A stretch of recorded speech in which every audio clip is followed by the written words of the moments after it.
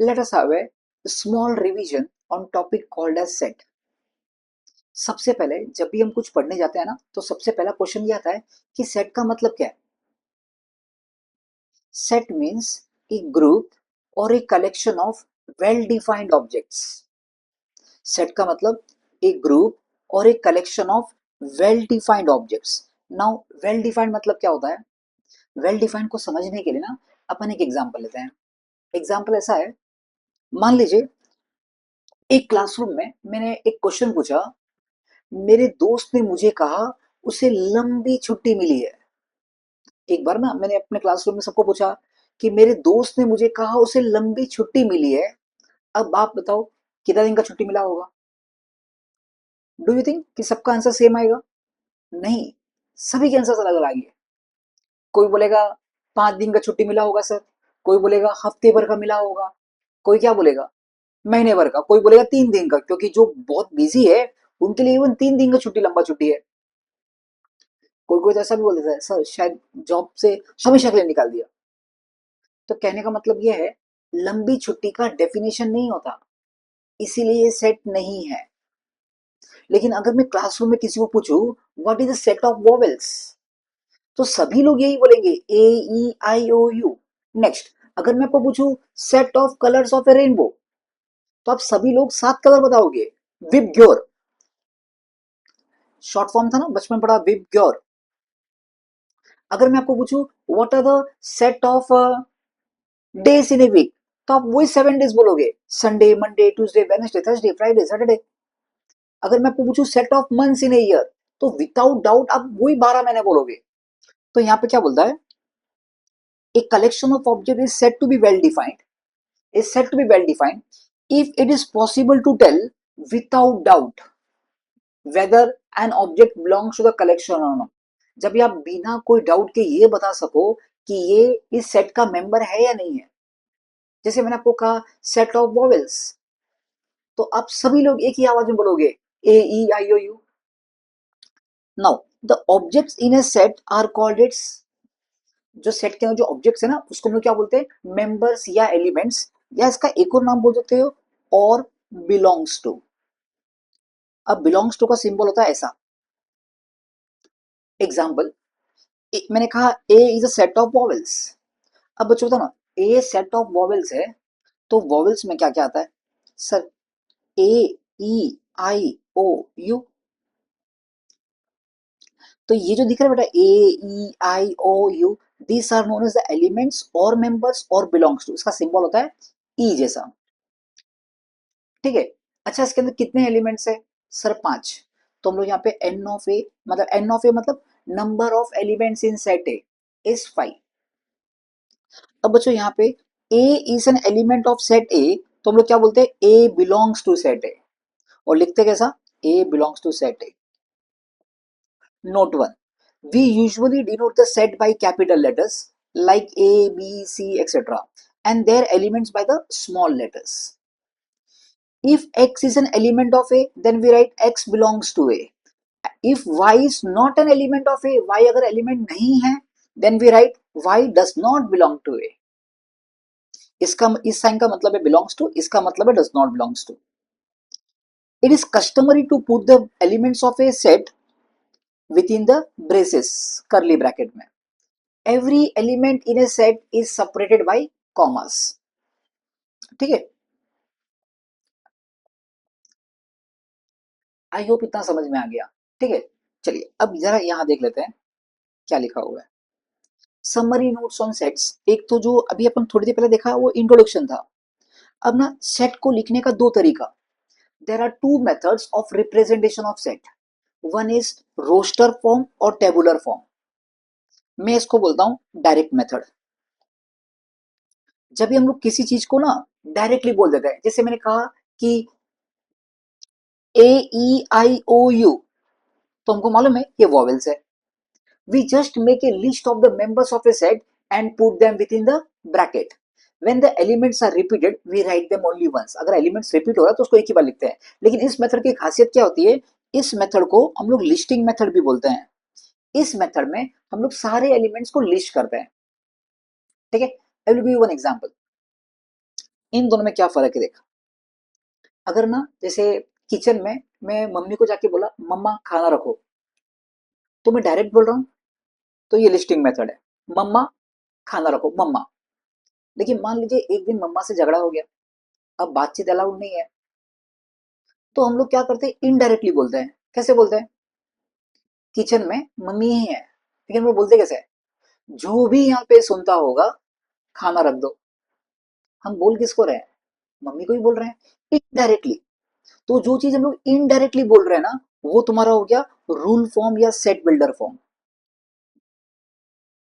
एक एग्जांपल के लिए, अगर ना सपोज एक कोई बंदा है जो, सपोज मेरे पापा, पापा भगवान की पूजा करते हैं, तो एक एक का नाम लेके जय हो बोलते हैं, एक एक का नाम लेकर।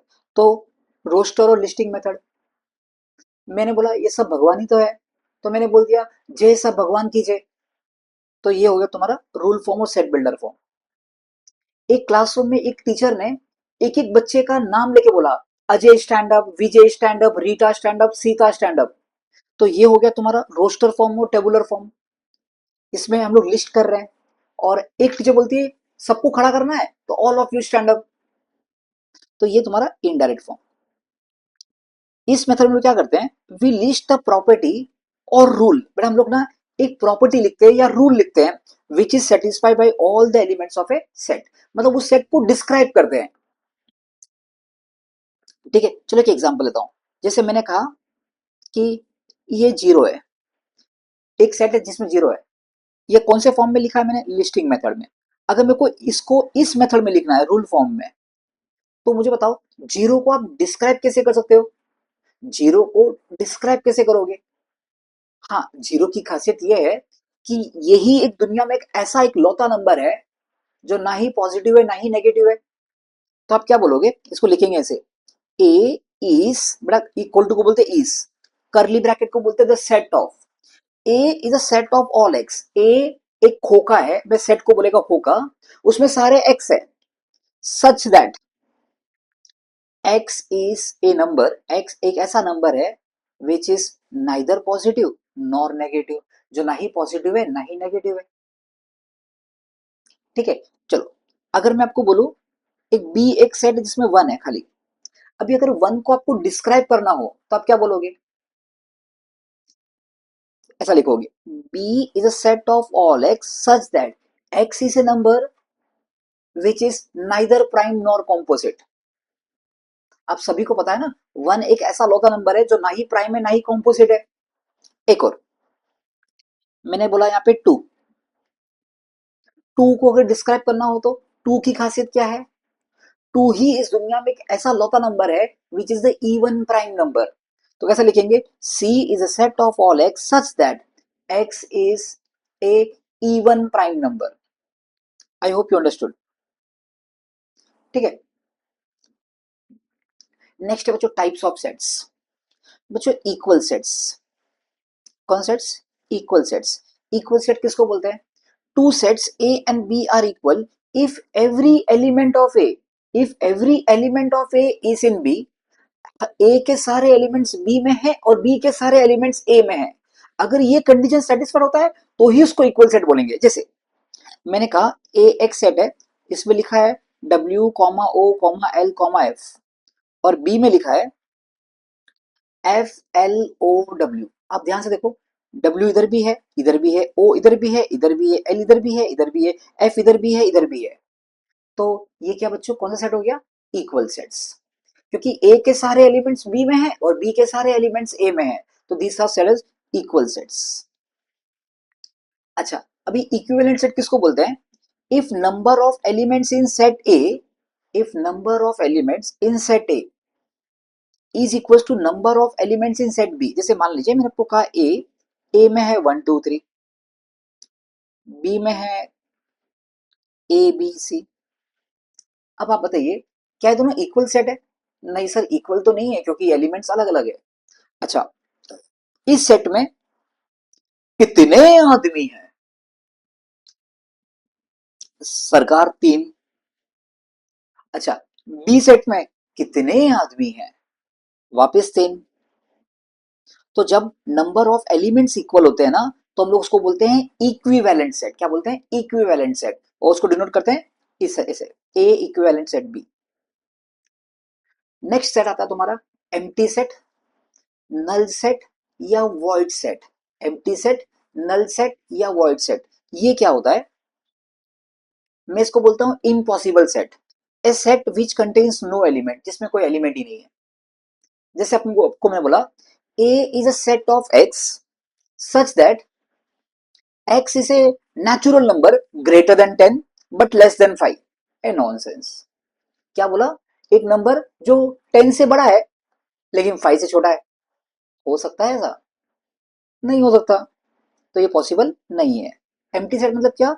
ए set which contains no element, denoted by either curly bracket, या तो करली ब्रैकेट या ऐसा गोल मार के ऐसा मारने का, इसको बोलते हैं फी। ठीक है। नॉन एम्प्टी सेट क्या होगा? A set which contains at least one element, जिसमें कम से कम एक एलिमेंट हो। सिंगलटन सेट मतलब क्या? जिसमें एग्जैक्टली एक एलिमेंट है। एग्जैक्टली एक एलिमेंट, जैसे मैंने आपको कहा ए इज 5, तो देख सकते हो इसमें एग्जैक्टली एक एलिमेंट है, तो सिंगलटन सेट हो गया। फाइनाइट सेट मतलब क्या? जिसका काउंटिंग प्रोसेस कहीं ना कहीं खत्म हो गया, जिसको हम लोग काउंट कर सकते हैं, जो कहीं ना कहीं खत्म हो जाता है। और infinite set means never ending, like set of natural numbers. I hope समझ में आ गया। एक क्वेश्चन, अभी आप बताइए, ये जो ए है ना, सपोज मैंने आपको बोला 0, आप बताओ ये कौन सा सेट है? सिंगलटन सेट है कि एम्प्टी सेट है? सर नो डाउट इस सेट के अंदर, बड़ा मैं सेट को बोलेगा खोखा, तो इस खोखे के अंदर एक मेंबर है 0 करके, एक मेंबर है 0 करके, तो ये सिंगलटन सेट हो गया। क्या हो गया ये? इसके अंदर मेंबर है एक, ये सिंगलटन सेट हो गया। अच्छा, बी एक सेट है जो खाली खोखा है, खाली खोखा, खाली खोखा है मतलब क्या हो गया? Empty set. अब ध्यान से सुनना, एग्जाम में पूछेंगे आपको, एक सेट है, एक एम्प्टी सेट है ऐसा, और उसके अंदर ये है। अब बताओ ये कौन सा सेट है? जरा 2 मिनट सोचो। मैंने आपको कहा था कि एम्प्टी सेट को डिनोट